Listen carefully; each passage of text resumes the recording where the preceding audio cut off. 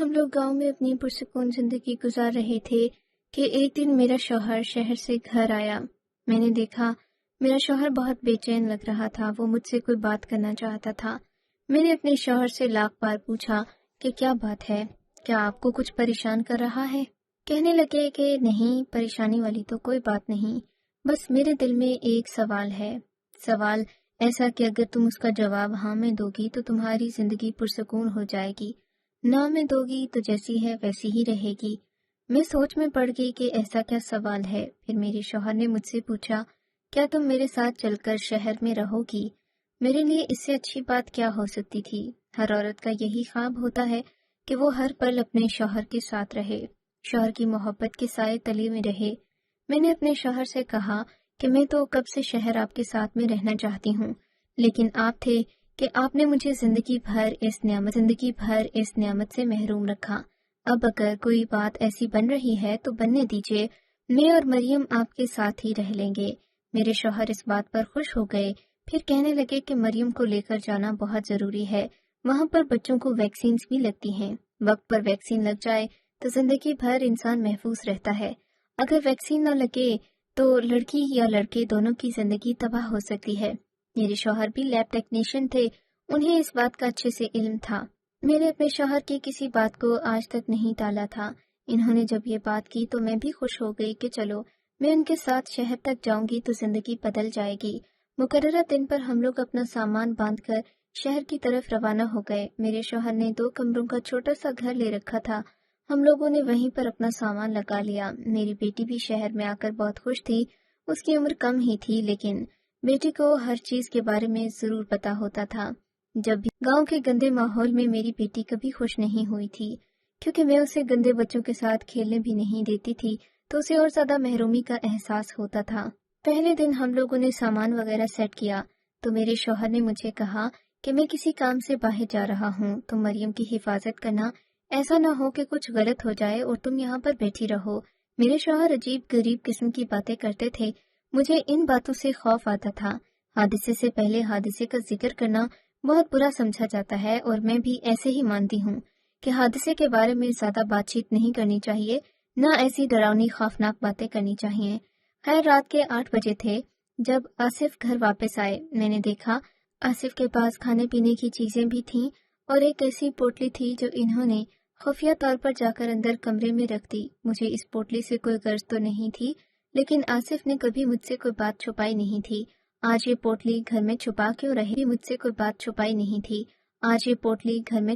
رہے تھے؟ میں نے دیکھا اس میں چھوٹی چھوٹی بوتلیں تھیں، اتنا تو میں بھی سمجھ گئی تھی لیکن مجھے اس کے اندر چیز کا پتہ نہیں تھا کہ وہ کیا چیز ہے۔ خیر میں نے آصف کو کچھ بھی دکھانے کے لیے ضد یا اصرار نہیں کیا۔ پھر میں واپس اپنے کمرے میں آ گئی۔ مریم سو گئی تھی۔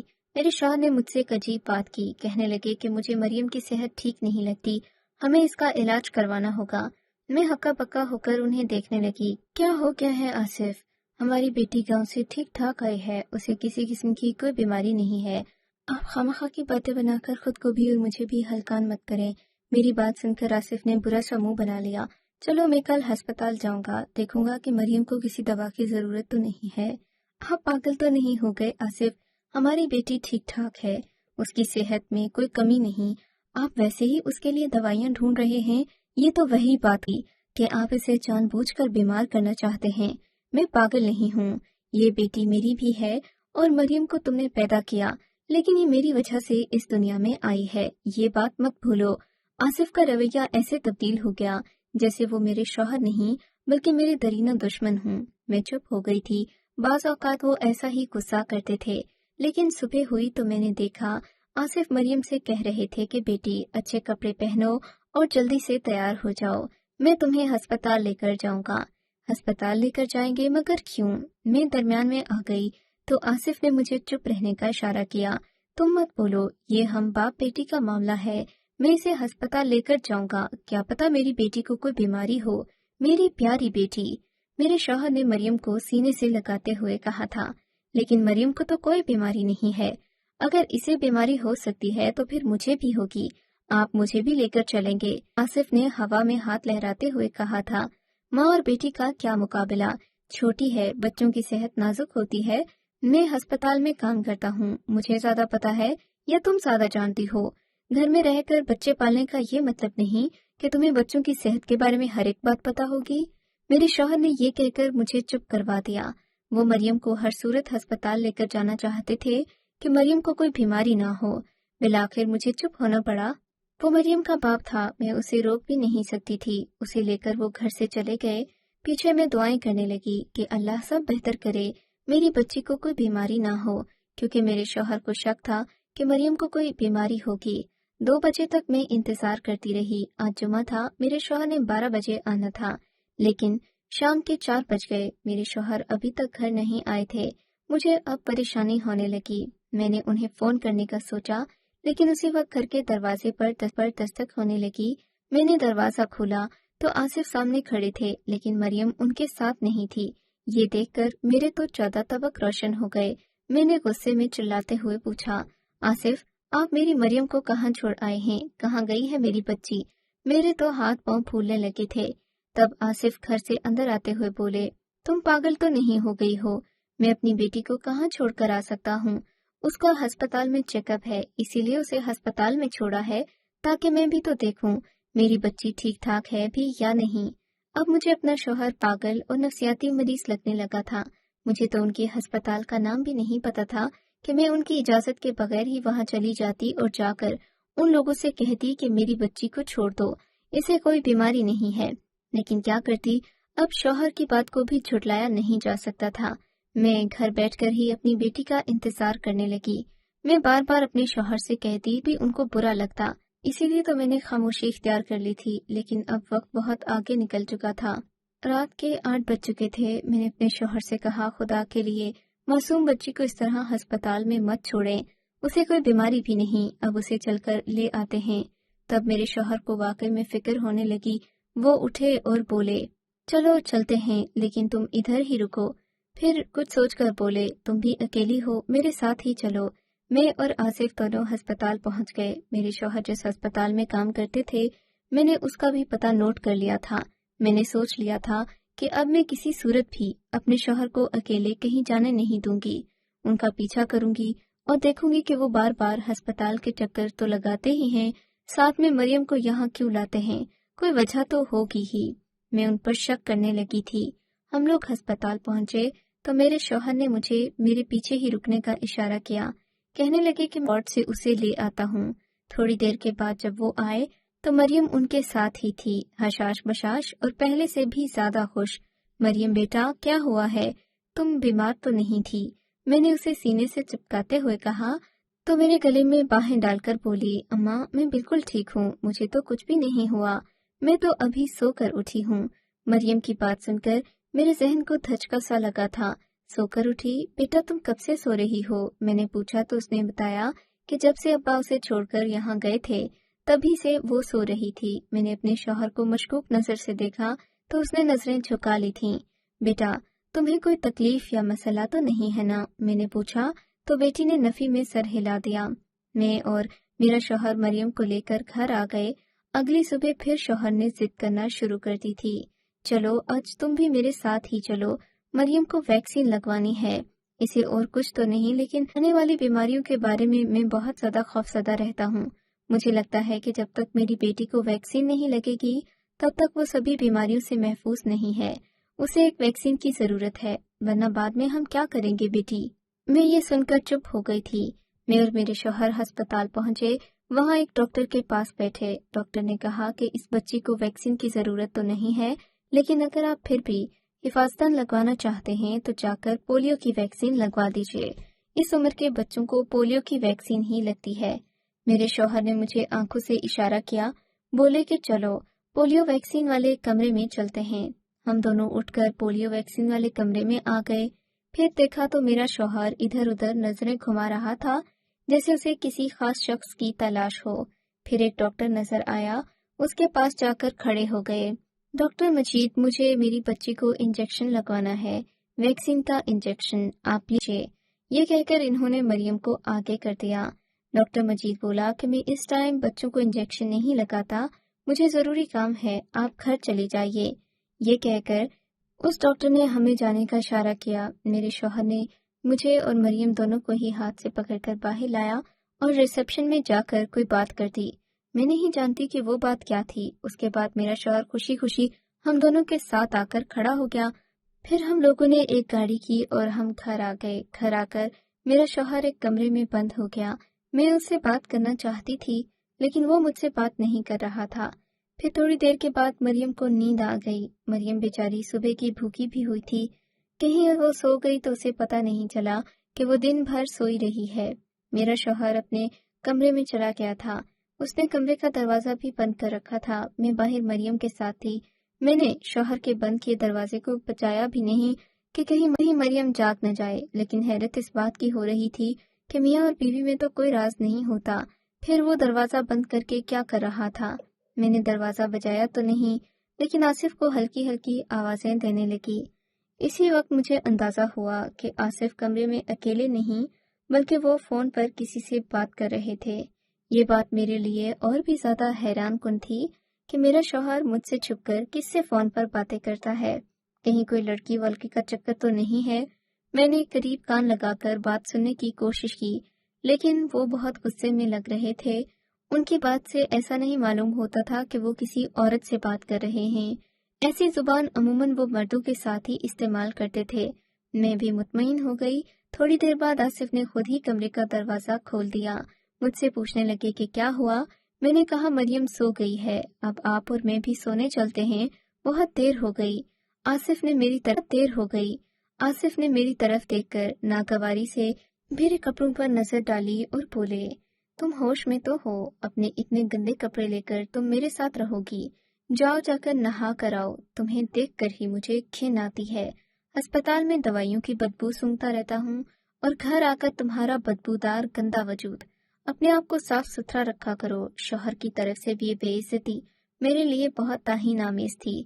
میں خود پر ہی شک کرنے لگی۔ میں فوراً واپس اپنے کمرے میں آئی اور سب سے اچھے کپڑے ڈھونڈ کر غسل خانے میں نہانے چلی گئی۔ موسم تو سردی کا تھا، لیکن میں نے اس بات کی پرواہ بھی نہیں کی۔ شوہر کی بے عزتی عورت کو بہت زیادہ تکلیف دے دیتی ہے۔ میں ٹھنڈے پانی سے نہا کر واپس کمرے میں آئی تو میرا شوہر سو چکا تھا۔ مجھے بہت دکھ ہونے لگا کہ میں تو خود کو ہر وقت صاف ستھرا رکھتی ہوں، پھر بھی میرا شوہر یہ گلے شکوے کرتا ہے۔ حالانکہ وہ بھی نہیں کرتا، لیکن اسے میرے گندے وجود کی خوب خبر تھی۔ خیر، میں سونے کے لیے لیٹ گئی۔ تھوڑی دیر کے بعد محسوس ہوا کہ مجھے ہلکا ہلکا بخار ہے، لیکن اب کیا کر سکتی تھی؟ بخار کو میں روک تو نہیں سکتی تھی۔ میں اپنے کمرے میں بیٹھی اسی طرح سو گئی تھی۔ مجھے سخت نیند آئی تھی۔ جب صبح میری آنکھ کھلی تو کافی وقت گزر چکا تھا۔ بخار میں نیند بھی بہت آتی ہے۔ میری آنکھ کھلی تو یہ دیکھ کر میں حیران ہی رہ گئی کہ گھر کا دروازہ کھلا ہوا تھا، جبکہ مریم اور اس کا باپ گھر پر نہیں تھے۔ میں نے تو اپنا سر پیٹ لیا، یا اللہ، یہ مریم اور اس کا باپ کہاں چلے گئے؟ میں نے دل میں سوچا۔ پھر میں اٹھ کر بیٹھی، کمرے کا دروازہ بند کر دیا، کیونکہ یہ دروازہ بیٹھک کا ہی تھا اور بیٹھک کا دروازہ گلی میں کھلتا تھا۔ شوہر کی غیر ذمہ داری پر مجھے حیرت و شک دونوں ہونے لگا کہ آخر ایسی بھی کیا جلدی تھی کہ وہ سوتی بیوی کو چھوڑ کر یوں دروازہ کھلا رکھ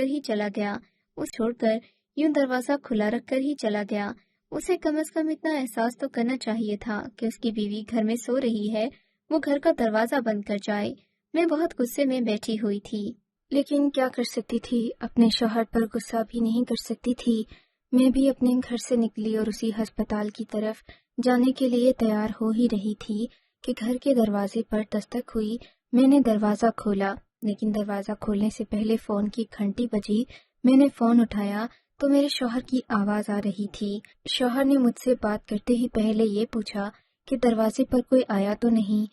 میں نے کہا کہ جی ہاں، ایک آدمی آیا ہے، سفید رنگ کا کوٹ پہنے ہوئے ہے۔ اس نے اپنا نام نہیں بتایا۔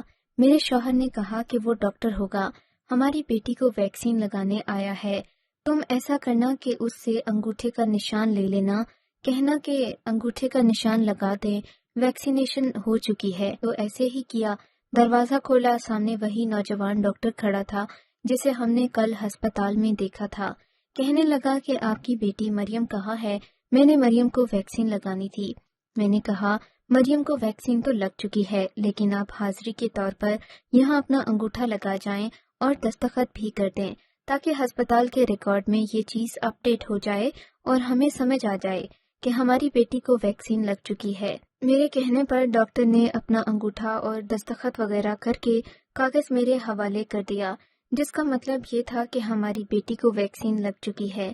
میں تو ایک معمولی بات سمجھ کر اس چیز کو نظر انداز کر چکی تھی، لیکن اگلے دن جو ہوا اس نے تو میرے 14 طبق روشن کر دیے۔ میرے شوہر نے مجھ سے کہا کہ اب میں جو کرنے جا رہا ہوں اس میں تمہیں میرا ساتھ دینا ہوگا، ورنہ زندگی بھر پچھتاؤ گی۔ میں اس چیز کو کچھ زیادہ سمجھی نہیں تھی، پر 2 ہفتے کے بعد ساتھ تھا۔ میرا شوہر کہنے لگا کہ بیٹی کو تکلیف ہے، اور واقعی میں میری بیٹی کو بھی دن بدن پیٹ میں درد ہوتا جا رہا تھا۔ درد ایسا تھا جو بڑھتا ہی جاتا۔ بیٹی کے پیٹ میں بھی تکلیف تھی، پیٹ ہلکا سا پھولا ہوا لگ رہا تھا۔ بیٹی کو لے کر میں بہت پریشان تھی۔ تبھی میرے شوہر نے کہا کہ ہم ہسپتال چلتے ہیں، میں اپنی بیٹی کو چیک کرواؤں گا۔ مجھے تو پہلے ہی شک تھا کہ بیٹی بیمار ہے، کچھ نہ کچھ بات تو ہوئی ہوگی۔ میں اپنے شوہر کی وجہ سے خود پریشان ہو گئی کہ وہ مریم کے بارے میں ٹھیک ہی کہہ رہے تھے۔ واقعی میں میری بیٹی اس قدر بیمار تھی اور مجھے اندازہ ہی نہیں ہوا۔ ہم لوگ بیٹی کو لے کر ہسپتال چلے گئے۔ میرے شوہر نے مجھے باہر ہی چھوڑا اور کہنے لگے، میں اپنی بیٹی کو لیب میں جا کر خود چیک کرواتا ہوں، ٹیسٹ تو میں ہی کرتا ہوں۔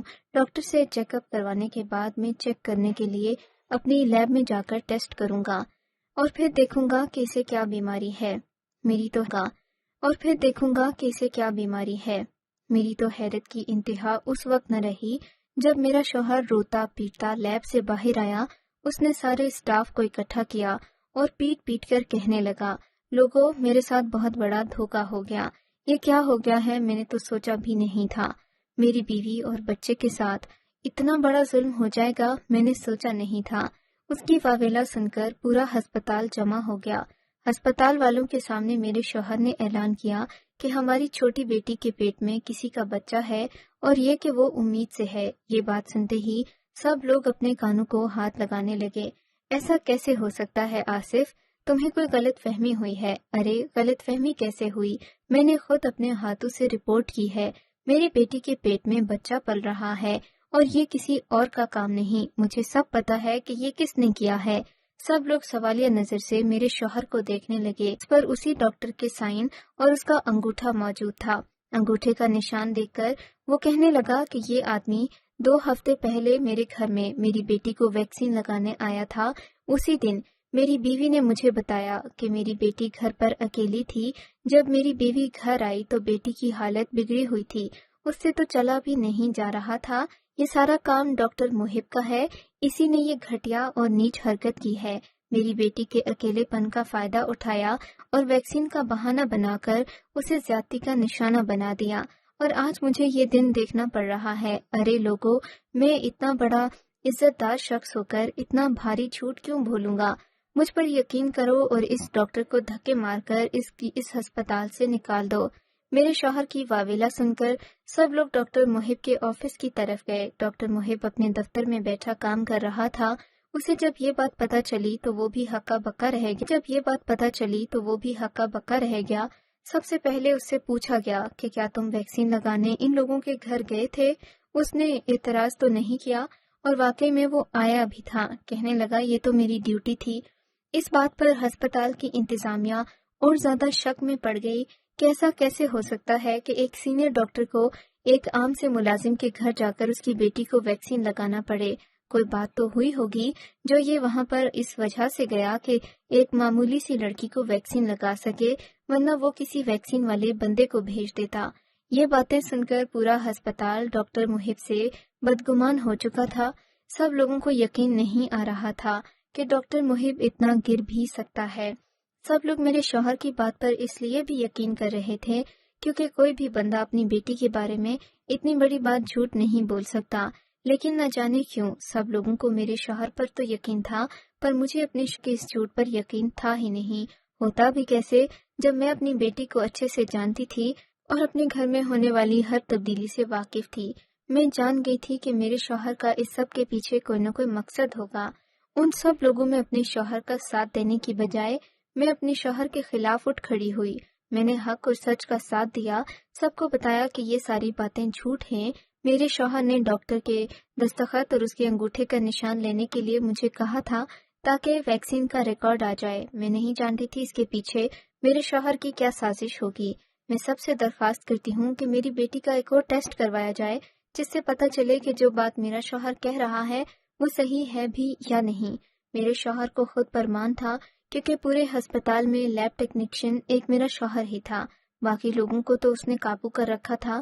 جب سب لوگوں نے یہ سنا کہ ایک آدمی کی بیوی ہی اس کے خلاف ہے تو سب لوگوں کی توجہ ڈاکٹر محب شوہر آصف پر آ گئی تھی۔ آصف کو لوگوں نے کڑے ہاتھوں لیا۔ میں ان بیویوں میں سے نہیں تھی جو اپنے شوہر کی غلط بات پر اس کا ساتھ دیتی ہیں۔ میں نے آصف کی غلطی پر پردہ نہیں ڈالا بلکہ سب کے سامنے اس کا پردہ فاش کر دیا۔ وہ میرے سامنے ہاتھ جوڑ کر معافیا مانگنے لگا، لیکن میں نے ایسا کوئی کام نہیں کیا جس سے میرے شوہر کو برائی کرنے کا مزید موقع ملے۔ میرے شوہر کو 2-3 سال کی جیل بھی ہو گئی، اسے ہسپتال کی نوکری سے ہاتھ دھونا پڑے جس کا اثر ہماری زندگیوں پر ہوا۔